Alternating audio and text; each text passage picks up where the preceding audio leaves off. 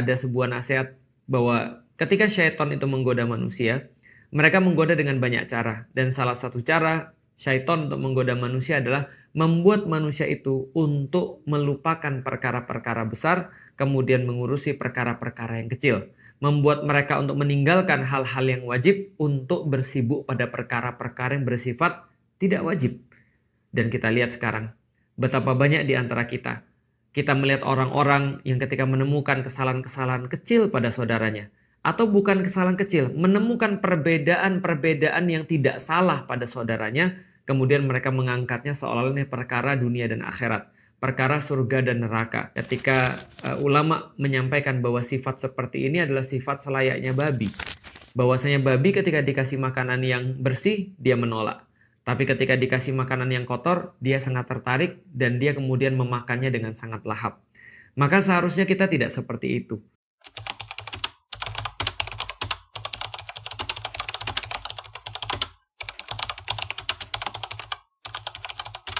Assalamualaikum warahmatullahi wabarakatuh.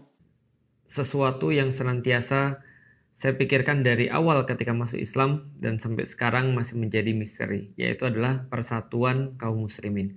Bagaimana cara untuk mencapainya dan seperti apa kita itu agar bisa saling bersabar di antara orang-orang muslim. Karena ketika kita melihat pada sejarah, dan ini adalah bagian daripada salah satu yang saya coba untuk utamakan, ketika kita melihat pada sejarah memang kaum muslimin banyak sekali diuji dengan ujian-ujian ukhuwah, ujian-ujian persatuan. Di mana ketika kaum muslimin mereka semuanya punya perbedaan pendapat, mereka memiliki hal-hal yang berlainan dalam pemahaman mereka, seringkali ini berujung pada sesuatu yang tidak bagus. Yang paling besar tentu saja adalah hilangnya Baitul Maqdis dari tangan kaum muslimin. Karena kalau kita lihat hasil langsung daripada perpecahan itu pasti adalah hilangnya wilayah. Artinya kita sudah paham pula, orang-orang juga selain Islam juga sudah paham, andaikan kaum muslimin itu bersatu padu, maka mereka tidak akan pernah untuk bisa dikalahkan.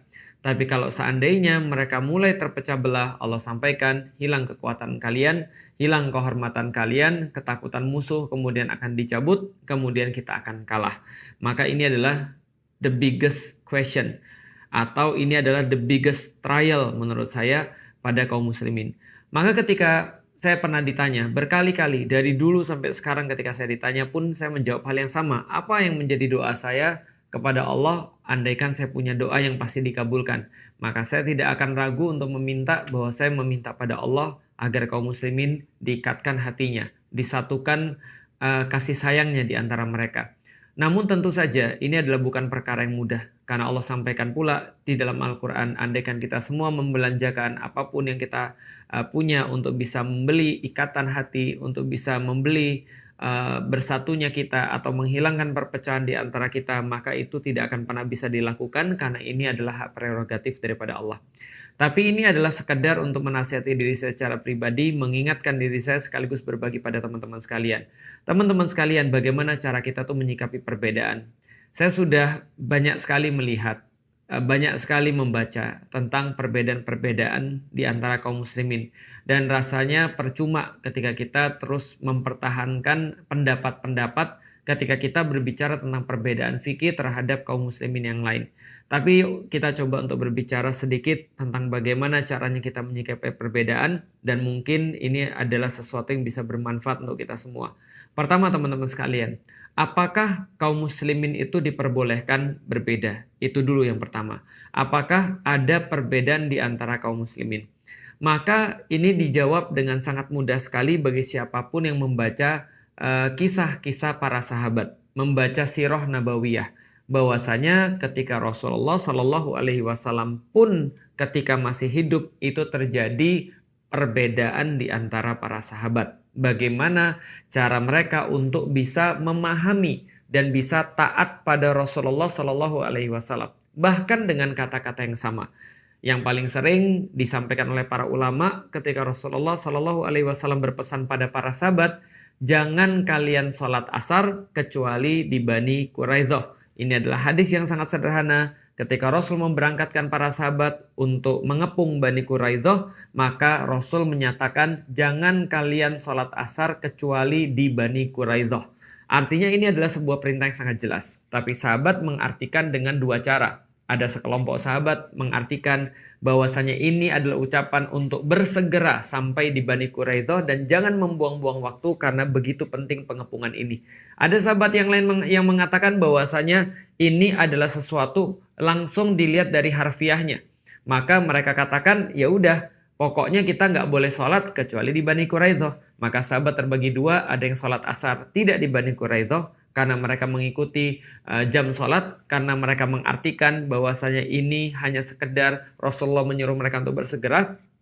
Yang satu lagi kemudian mengartikan secara harfiah mereka sholat setelah di Bani Quraidah. Dan dua-duanya ternyata tidak disalahkan oleh Rasulullah.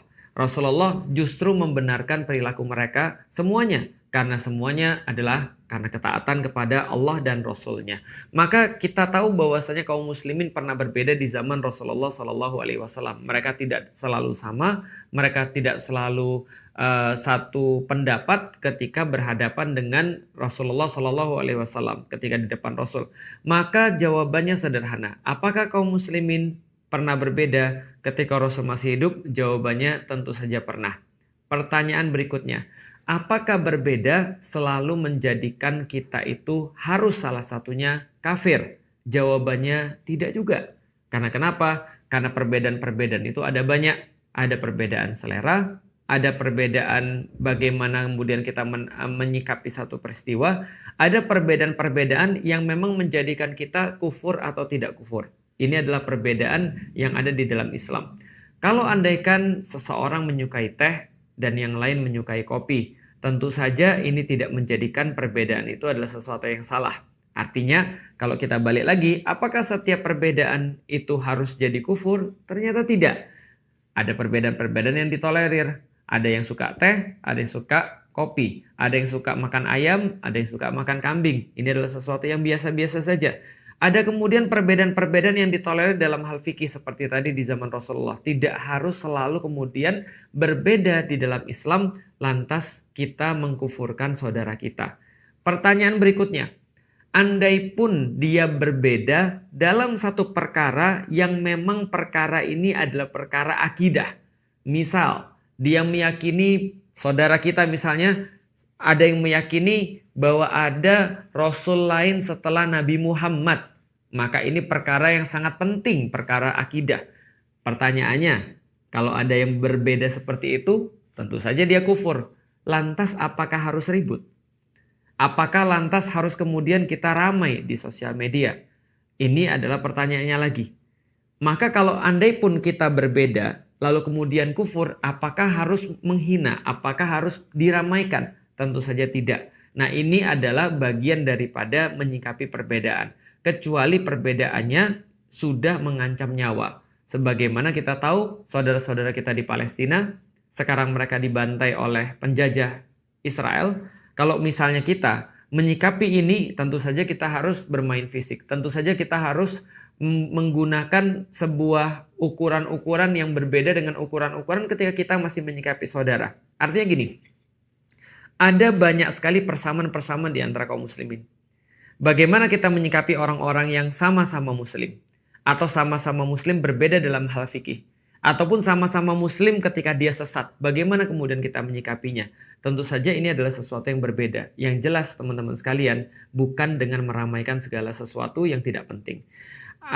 Dan saya juga mengingat teman-teman sekalian, ada sebuah nasihat bahwa ketika syaitan itu menggoda manusia, mereka menggoda dengan banyak cara. Dan salah satu cara syaitan untuk menggoda manusia adalah membuat manusia itu untuk melupakan perkara-perkara besar, kemudian mengurusi perkara-perkara yang kecil. Membuat mereka untuk meninggalkan hal-hal yang wajib untuk bersibuk pada perkara-perkara yang bersifat tidak wajib. Dan kita lihat sekarang, betapa banyak di antara kita. Kita melihat orang-orang yang ketika menemukan kesalahan-kesalahan kecil pada saudaranya, atau bukan kesalahan kecil, menemukan perbedaan-perbedaan yang tidak salah pada saudaranya, kemudian mereka mengangkatnya seolah-olah perkara dunia dan akhirat, perkara surga dan neraka.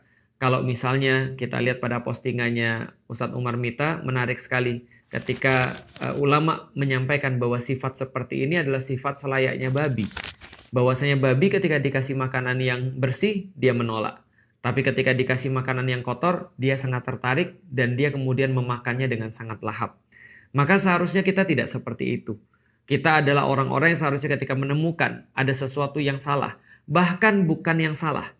Ketika kita menemukan sesuatu yang berbeda, maka kita tidak perlu membesar-besarkan perbedaan itu. Selagi memang perbedaan itu adalah sesuatu yang wajar di dalam agama. Tapi memang sulit kalau seandainya ya kita merasa bahwa selain kita salah. Ini adalah problematika yang ada sekali lagi pada umat yang justru kita bersedih di situ. Teman-teman sekalian, after all, Palestina masih terjajah. Bahkan sampai saat ini kita tahu bahwasanya mereka terdesak sampai sebuah titik yang sudah tidak ada lagi jalan keluar. Darah kaum muslimin yang tertumpah itu jauh lebih besar daripada apapun kerusakannya di atas muka bumi ini. Maka menurut saya secara pribadi, ketika saya membuat ini pun senantiasa saya berpikir, apa yang sudah saya lakukan untuk saudara-saudara saya di Gaza, di Palestina? Apa yang sudah saya lakukan untuk mencegah saudara-saudara saya tertumpah darahnya? Apakah ketika saya membahas ini berarti saya juga mengalihkan dengan sesuatu yang sangat besar, dengan sesuatu yang sangat penting, dengan perkara-perkara yang remeh? Surat Asy-Syu'ara, surat musik, ini perkara sederhana sekali. Sesederhana kita sampaikan bahwasanya Walid bin Mughirah itu dulunya adalah pemimpin orang-orang Quraisy, pemimpin di Darun Nadwah. Kalau sekarang seolah-olah kayak DPR misal. Sesederhana itu. Karena menganalogikan. Bukan berarti kemudian arti harfiahnya seperti itu. Tapi balik lagi, ini perkara kecil sekali. Perkara perbedaan yang sudah ratusan tahun sebelumnya, ulama-ulama yang jauh lebih berkompeten sudah membahasnya sebelum kita, dan mereka sepakat untuk berbeda. Tapi sekali lagi, semuanya walaupun berbeda dalam fikih, semuanya sepakat bahwasanya Baitul Maqdis adalah tanah kaum muslimin. Bahwasanya darah kaum muslimin lebih berarti daripada segalanya. Bukankah hal itu yang harusnya kita ramaikan? Lebih aneh lagi kalau ada orang-orang yang mereka ramai dalam perkara-perkara kecil, tapi sama sekali mereka tidak pernah membahas. Sama sekali mereka tidak pernah sibuk. Setidaknya mereka tidak meramaikan perkara-perkara Palestina sebagaimana mereka meramaikan perkara-perkara seperti musik. Ini pertanyaan bagi saya pribadi, bukan bagi orang lain. Mudah-mudahan kita termasuk orang-orang yang senantiasa peduli pada kaum muslimin, berkomitmen pada persatuan, dan memohon pada Allah agar Allah menganugerahkan kepada kita kebaikan-kebaikan dalam diri kita, dalam hati kita, kedamaian, rasa sayang pada saudara-saudara kita, sehingga kita tidak seperti selayaknya babi yang mereka makan daripada perkara-perkara yang kotor namun mengabaikan perkara-perkara yang baik. Mereka lebih tertarik pada hal-hal yang menjadi kesalahan saudaranya, kesilapan saudaranya, atau bahkan bukan kesilapan dan bukan kesalahan pada perbedaan-perbedaan yang diperbesar ketimbang tertarik pada kebaikan-kebaikan yang dilakukan oleh saudaranya yang sangat banyak sekali.